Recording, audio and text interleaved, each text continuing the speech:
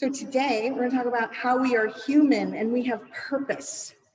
We have glorious purpose. We are burdened with glorious purpose. I've always wanted to say that. That's Loki's line. It always sounds so evil when he says it, and yet I couldn't get it out of my head thinking about what to say today, that we are actually burdened with glorious purpose. And that burden is not to figure out what your purpose is, but to live and to experience. And are we willing to do that after we are here? So a lot of us, we look to guides or angels or spiritual masters or spiritual teachers, and we have a load of spiritual books through the centuries, right, that tell us all of these things. And we try to find the formula. We try to tell ourselves if we live this way or that way, then we'll achieve greatness, or we'll achieve this, or we'll achieve that. And yet, what is that greatness? What are we actually trying to achieve? What is the now that is actually our purpose? And I think first, it's to realize that now is our glorious purpose time. It is right now. That there is no wasted time, that nothing is wasted. So sometimes, if we take an extra nap through the week, or we decide we're going to be lazy one day, and really, what is lazy? For me, is it really lazy, or do you need to recharge? That extra book you read instead of doing A, B, C, D.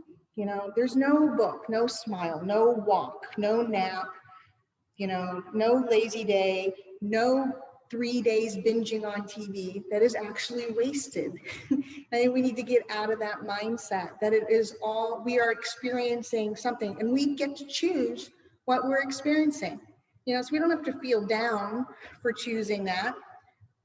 Maybe we don't want to choose it for our whole life, right?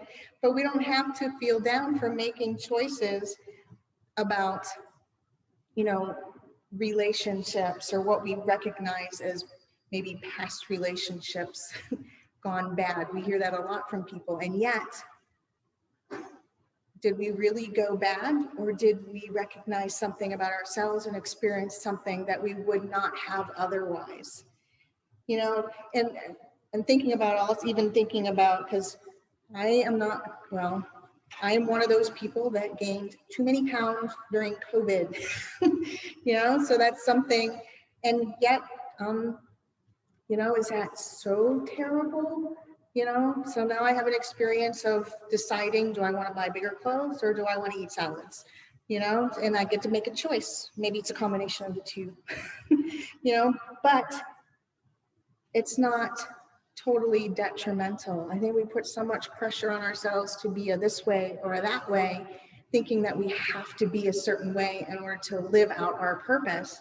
And yet living is the purpose. Living. And there are some things we need to do for physical survival. We all have to eat.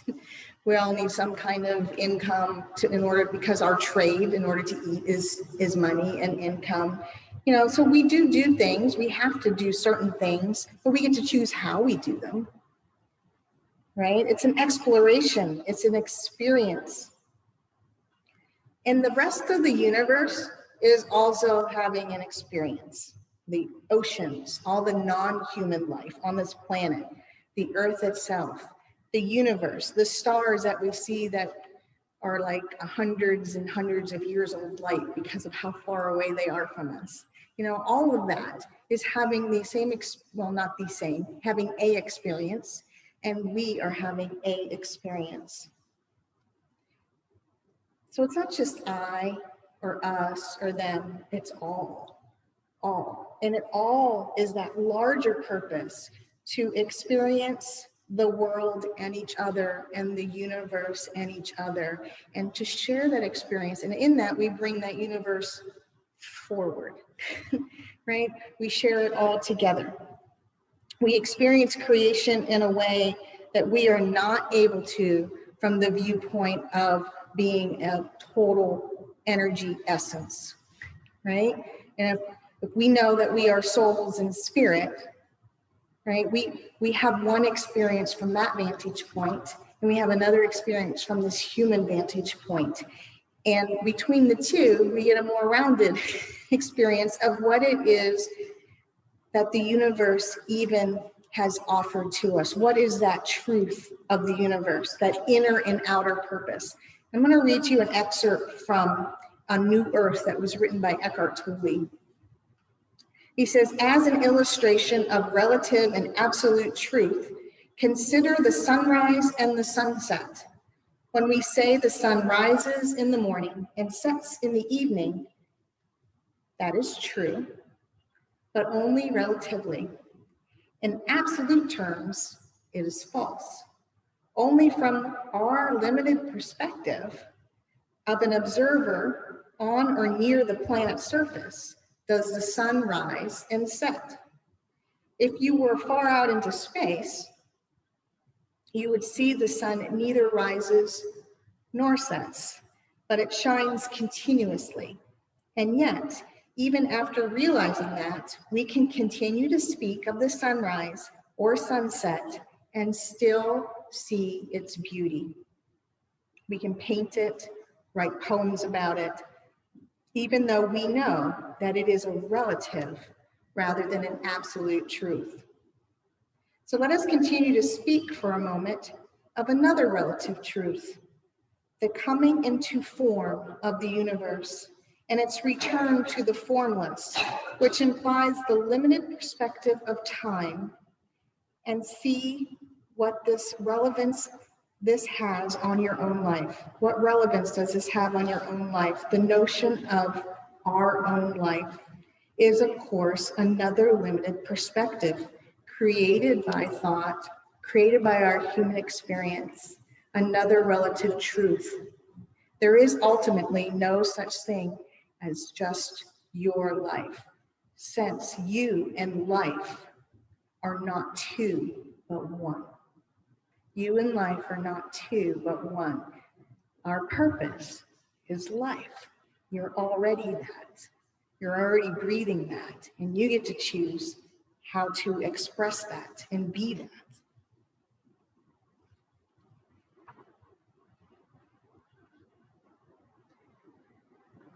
Rumi says, everyone has been made for some particular work, and the desire for that work has been put in every heart. We each have a talent, right?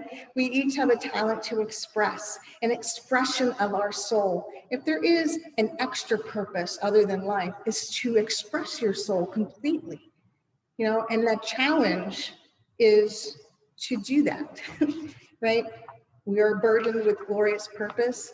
That burden is the challenge to fully express you.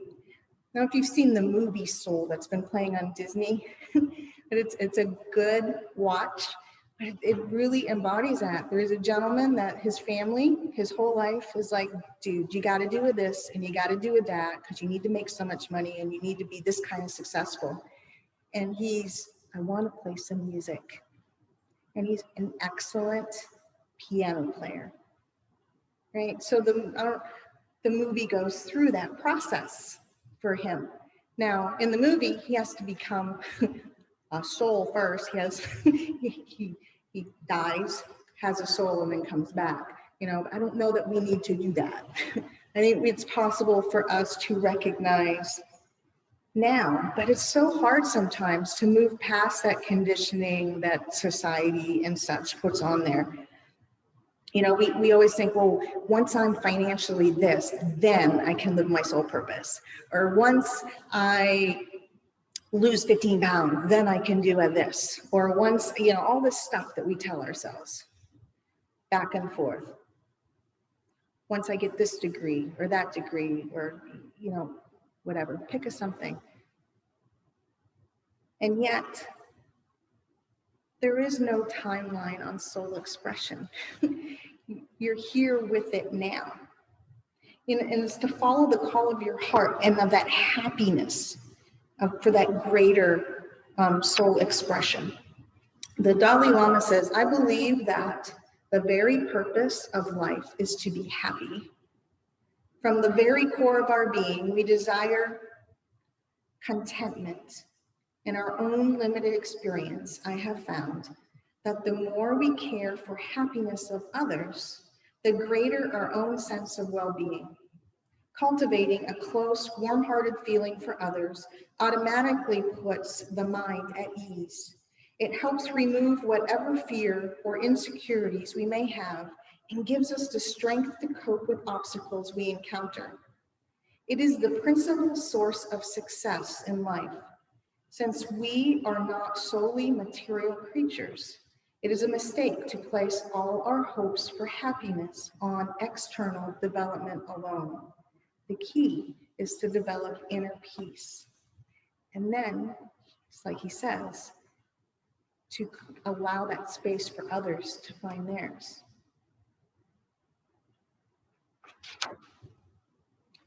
A few months back, Reverend John White passed.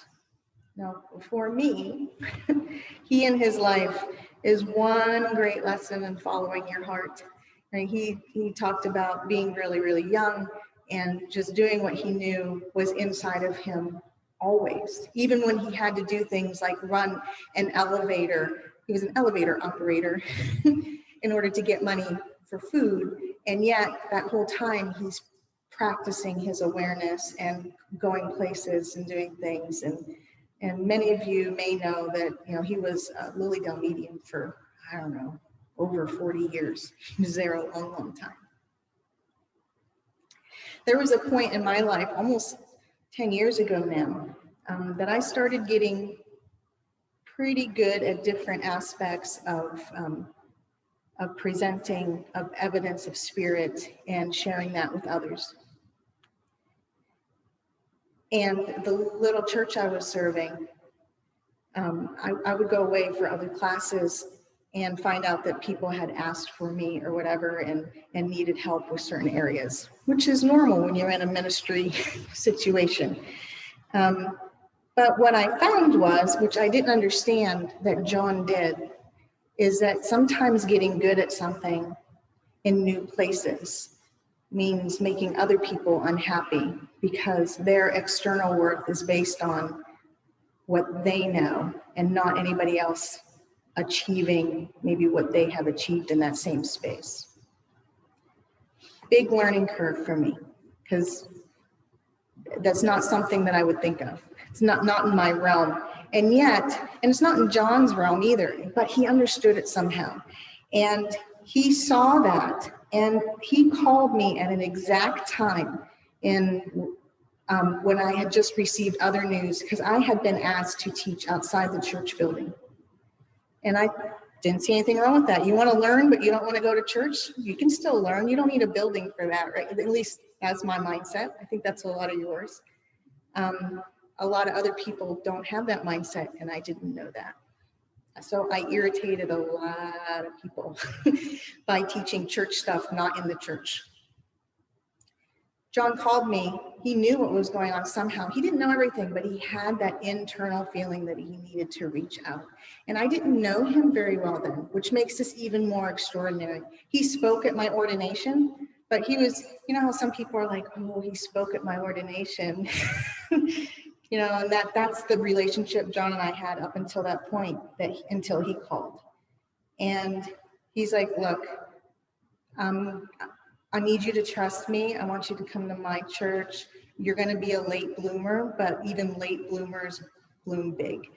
And that was like the first intimate conversation we had. And then I did what he asked. I followed him to Lilydale, and now I'm here. There's a big 10-year story in between.